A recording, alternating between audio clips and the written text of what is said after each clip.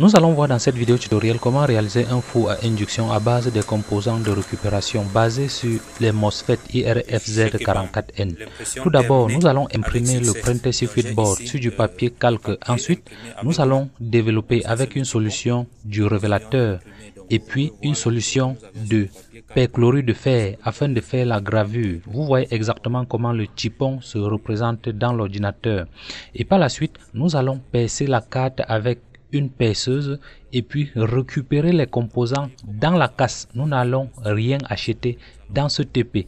Et pour terminer, nous allons câbler la carte et tester sur des objets, les ciseaux et plein d'autres choses. Cette vidéo est purement pratique. Donc, si vous la regardez jusqu'à la fin, vous serez capable de tirer, de développer n'importe quel printed circuit board à la maison sans souci, car je ne vais pas sauter d'étape, je vais aller pas à pas sans toutefois sauter.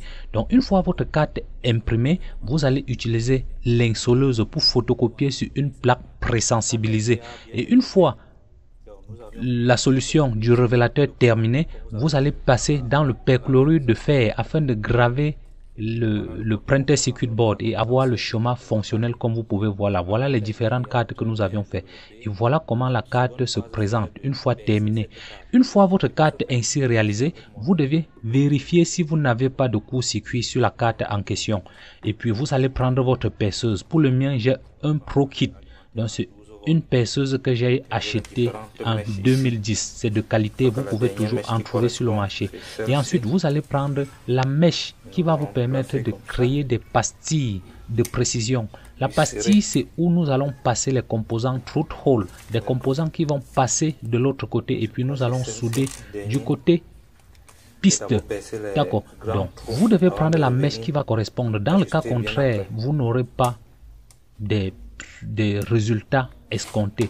Et rassurez-vous que vous avez bel et bien vissé. Et puis vous allez passer au perçage. Donc vous pouvez voir qu'on démarre la perceuse, ça tourne parfaitement. Vous devez prendre la carte, poser sur un support. Vu que lors du perçage, ça va laisser des petites gravures, des égratignures qui peuvent salir votre espace de travail. D'accord, nous allons procéder au perçage. C'est purement pratique. Vous verrez comment c'est très limpide. Vous aurez l'occasion sur cette chaîne de voir comment réaliser des printed circuit boards professionnels comme ceci. C'est le même principe que nous avions utilisé pour réaliser le programmateur des microcontrôleurs que vous avez vu passer plusieurs fois sur cette chaîne. Donc nous allons tout d'abord percer les pistes, les pastilles de grande taille. Et pour terminer, nous allons percer des pastilles pour des résistances de faible puissance. Ceci va nous permettre de ne pas avoir les pistes qui vont se dégager lors de multiples soudures ou bien lors des multiples manipulations. Vous devez également vérifier que votre printed circuit board n'a pas de court-circuit, parce que si vous avez des courts-circuits, ça va vous faire des erreurs. Plutôt que de câbler sur des cartes arrachées en lait, c'est préférable de câbler sur un printed circuit board, telle en sorte qu'à la fin, vous aurez quelque chose à sauvegarder dans le futur. Vous avez la possibilité de changer des mèches. Vu que cette perceuse a plusieurs mèches, plusieurs têtes de perceuse, vous pouvez changer juste le mandrin et puis mettre une seconde mèche et percer des trous de différents calibres. C'est purement pratique. Voilà, une fois le mandrin placé, vous devez prendre une mèche et placer et revisser proprement. Et puis reprendre l'alimentation de 12 volts. Ok, avec ça, nous allons percer nettement très profond.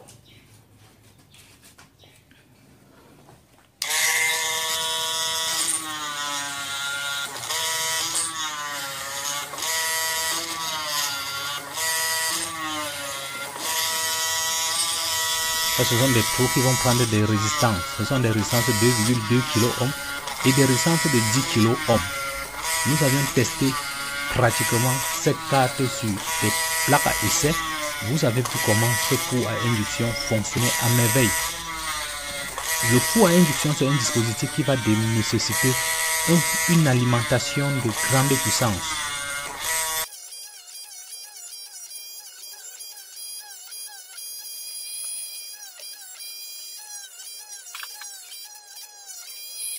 D'accord, je crois que la carte a été très bien percée. Ce qui nous reste maintenant, c'est d'agrandir les trous, telle en sorte que les condensateurs vont pouvoir y entrer normalement. Donc vous pouvez voir les initiales, Pro Eric, c'est bien connecté. D'accord, nous allons poser, arrêter comme ça. D'accord, je crois qu'il est temps de refermer et d'agrandir un peu les trous des Là, MOSFET. je vérifie qu'il n'y a pas de court-circuit entre les pattes du MOSFET, parce que c'est à cet endroit que nous allons placer le MOSFET IRFZ44N. Vous voyez là, j'avais un petit trou que j'avais oublié de percer. Par la même occasion, je vais percer ce petit trou.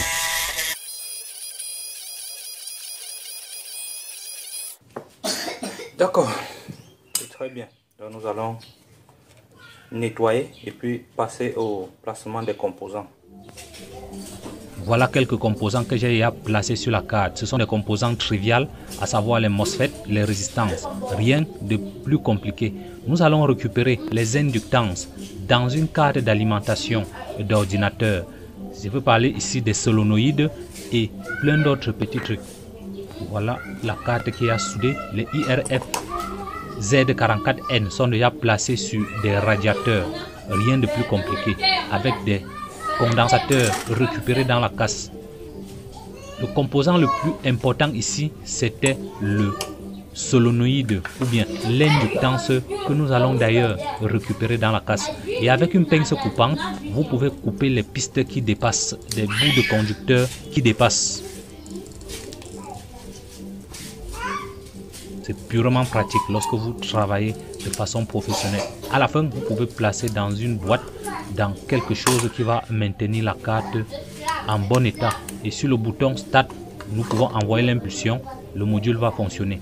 Nous allons également d'abord chercher l'inductance qui va créer le champ électromagnétique, l'inductance de choc. Donc voilà donc où nous allons récupérer cette inductance. Je vais récupérer sur une alimentation de PC, d'ordinateur portable. C'était cette inductance. Vu que ce projet était encore en phase d'essai, je vais prendre une inductance dont j'ignore. Je n'ai aucune idée des caractéristiques. Je vais juste enlever dans une alimentation afin de faire des essais. Une fois que j'aurai des résultats concluants, nous pouvons mesurer cette inductance afin de conclure et faire le chemin pratique. Donc avec une pompe à dessouder et un fer de 40 watts, vous pouvez décrocher cette inductance et placer sur la carte fonctionnelle et passer aux essais et mesures. Comme je le disais tantôt, le four à induction, c'est un appareil qui est multifonction. Une fois réalisé, nous pouvons l'utiliser pour faire les power inverters, c'est-à-dire les onduleurs. Nous pouvons l'utiliser pour fabriquer des tasers. Nous pouvons l'utiliser pour fabriquer des fers à souder. Nous pouvons l'utiliser dans plein d'applications. Une fois terminé, vous verrez comment c'est purement pratique. Mais dans cette vidéo, nous n'allons pas expérimenter toutes ces options. Nous allons l'utiliser que dans le cadre du chauffage, pour chauffer des objets, pour chauffer des aliments. Vous verrez que c'est purement pratique. Donc, étant donné que l'inductance est tellement rigide et que mon fer n'est que de 40 watts, je vais utiliser un couteau électricien pour essayer de redresser. Et vous faites très attention car le couteau électricien peut vous faire des dommages. D'accord, je vais utiliser maintenant une pince pour faire repousser de l'autre côté. Et une fois récupéré, je vais détacher certains spires ou bien certains enroulements là afin d'avoir quelque chose de qualité. Vous voyez, c'est tellement difficile à décrocher. Cette expérience est faite uniquement à base des composants de récupération. Donc nous n'avions rien enlevé, nous n'avons rien acheté. Je vais détacher certains spires qui déplacent là. La petite scie, je crois que je vais détacher. Ce n'est pas. Vous devez bien observer et par la fin mesurer peut-être avec un multimètre afin de voir comment ça fonctionne, afin de voir quelle inductance vous devez l'annuler. Pour ce faire, vous pouvez d'abord casser avec une pince, redresser, et puis l'objectif c'est de détacher certains spires. Si vous connaissez le nombre de spires exact ou bien le nombre d'henris qu'il faut pour cette inductance, vous pouvez directement bobiner une inductance et placer là-dessus. Vous voyez, très souvent, cette inductance est collée avec de la résine pour rendre cela bien solide. Lorsque vous manipulez parfaitement, vous aurez la possibilité de bien tenir ces objets. Voilà comment ça se passe. Donc l'objectif c'est de détacher certains spires là et rejeter. Si je laisse ça, ça va créer des inductions électromagnétiques et créer des tensions par induction et puis qui vont peut-être causer des dommages, vu que ce TP est encore en phase expérimentale.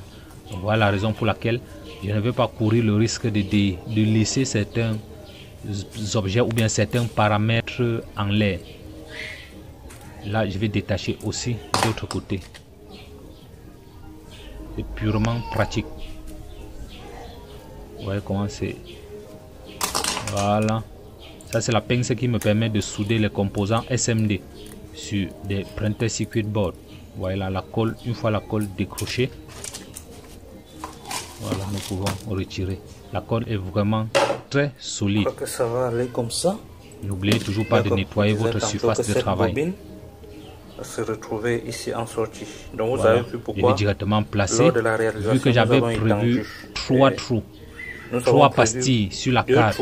C'était dans le but de régler, de faire un réglage de ce montage et avoir et trouver l'emplacement qui devait correspondre. L'objectif, ce n'est que d'exploiter 2 plots sur le printed circuit board. Donc je vais essayer de redresser, faire en sorte que ça puisse aller. Donc j'aurais pu même détacher quelques spilles sur cet inductant. Ça aurait toujours marché.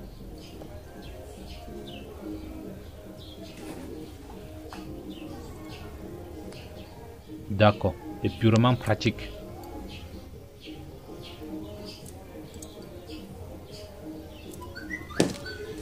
D'accord, avec une pince, vous devez redresser de telle en sorte que ça puisse y aller sans problème. Vous voyez comment c'est un peu compliqué. Vous devez trouver le but. Donc si j'avais déjà les composants en main avant de dessiner le printed circuit board, j'aurais pu prévoir les pastilles de telle en sorte que placer cet inductant ne devait pas me causer autant de peine. Voilà, après avoir un peu forcé, ça a pu entrer dans la pastille normalement. Je vais mettre comme ça, ceci sera le point d'arrivée. Voilà un peu comment ça se passe. Nous allons souder et par la suite nous allons tester. Je vais tout d'abord souder cette inductance parfaitement. D'accord.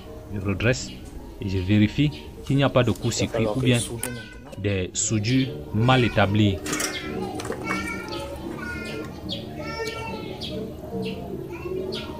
D'accord, c'est très pratique. Là, je vais souder mon fer à 40 watts. J'aurais pu avoir un fer à souder de 60 watts pour vite souder, mais je vous déconseille. Lorsque vous voulez souder les composants électroniques avec un fer de grande puissance, ça va faire des soudures pas de qualité. D'avoir fait des soudures sèches. Voilà le montage qui est presque fini. La soudure qui a terminé, nous allons nettoyer et passer au test. Nettoyer et puis chercher 2 bobines. Ceci va, l'endroit ci va correspondre peut-être au secondaire d'un transformateur à point milieu. Donc nous allons connecter là. Donc le temps pour moi de nettoyer un peu les cartes, la carte, et puis nous allons passer au test. Je crois que le radiateur est un peu très grand. Je vais chercher un autre qui est un peu petit pour pouvoir accrocher, pour dissiper la chaleur. Donc d'accord, voilà la carte. Le montage est terminé et est prêt à passer au test. Donc nous allons passer au test. Je vous ai dit tantôt dans la partie réalisation que ceci devait représenter le secondaire d'un transformateur à point milieu. Et nous avons là le feedback. Nous allons pouvoir commander en appuyant sur ce bouton les impulsions.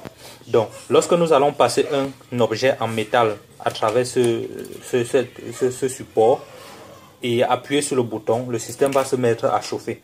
Directement nous allons passer au test. Donc nous allons brancher là 12 volts. J'ai là une source de tension de 12 volts.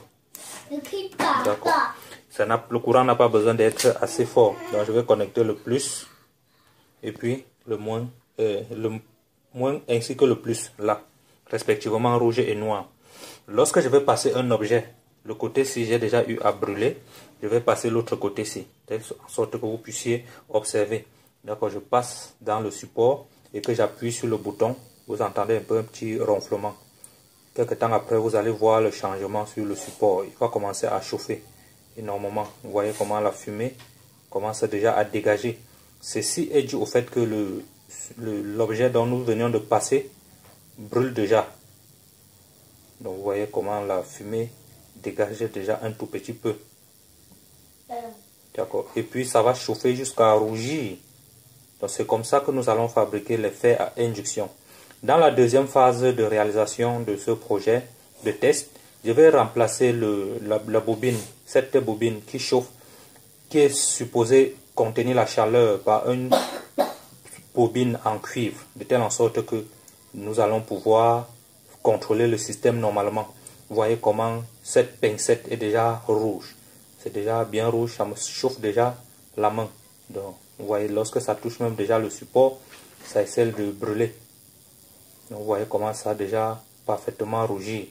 Je vais arrêter de telle en sorte que ça ne puisse pas détruire le matériel sous le fait de sa propre poids, de son propre poids. Vous voyez comment le système est déjà rouge. Je peux déjà un peu arrêter là. Et puis je peux mettre sur ce.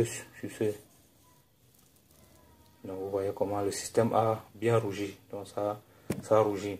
Donc si nous attendons là-bas pour longtemps, quelques temps après, vous allez voir comment ça va changer de couleur. Je n'ai pas une bonne caméra à une bonne résolution. Sinon, vous aurez pu voir comment cette pincette est déjà rouge complètement. Et avec ça, nous pouvons chauffer de la nourriture. Bref, c'est comme ça, c'est sur ce principe qu'est basé le four à induction électromagnétique.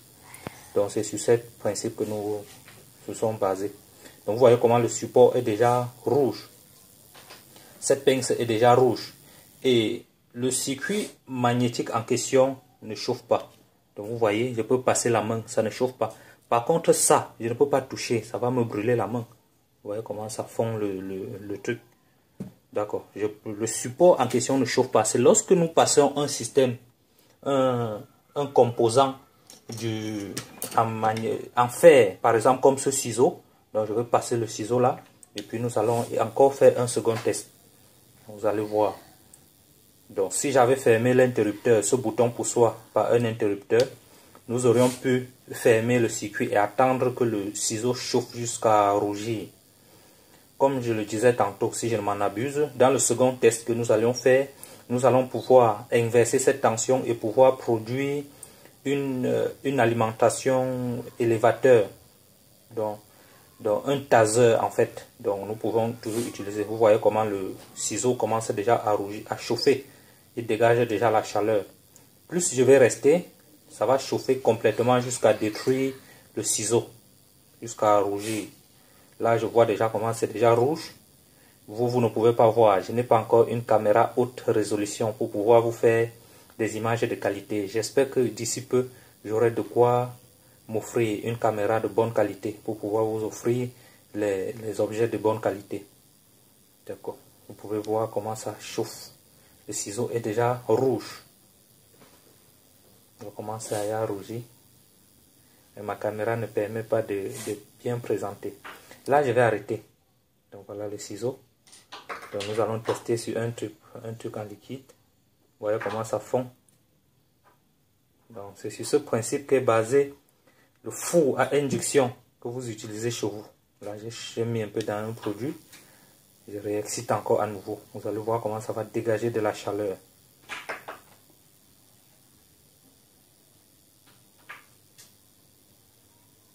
D'accord. Alors les gars, c'est tout pour cette vidéo. Cette vidéo, c'est la troisième partie d'une série de vidéos dont nous avions commencé, ça fait 3 jours. Dans la première partie, nous avions réalisé le sketch. Dans la seconde partie, nous avons réalisé le printed circuit board. Et dans cette troisième partie, nous avions tiré le printed circuit board. Donc nous avions réalisé la phase pratique. Et vous voyez comment c'est en train de fonctionner. Le four à induction, est basé sur ce principe. Donc, si vous avez des questions, n'hésitez pas à me poser dans la description. Et si vous êtes nouveau sur cette chaîne, abonnez-vous et activez la cloche de notification pour ne plus rien rater. Laissez-moi en commentaire ce que vous pensez de ce fer à induction. Nous pouvons faire les omelettes sur ce support. Donc, si on avait bien fabriqué le support, on aurait pu faire l'omelette. Vous voyez comment le bout du ciseau est déjà complètement rouge. D'accord, là j'ai arrêté. Vous voyez comment le ciseau a complètement rougi, changé de couleur. Vous voyez parfaitement. Donc, c'est tout pour cette vidéo. Téléchargez le fichier dans la description pour pouvoir réaliser chez vous. Vous voyez comment le circuit en question ne chauffe pas. Par contre, si vous passez un objet métallique à l'intérieur, ça va chauffer automatiquement.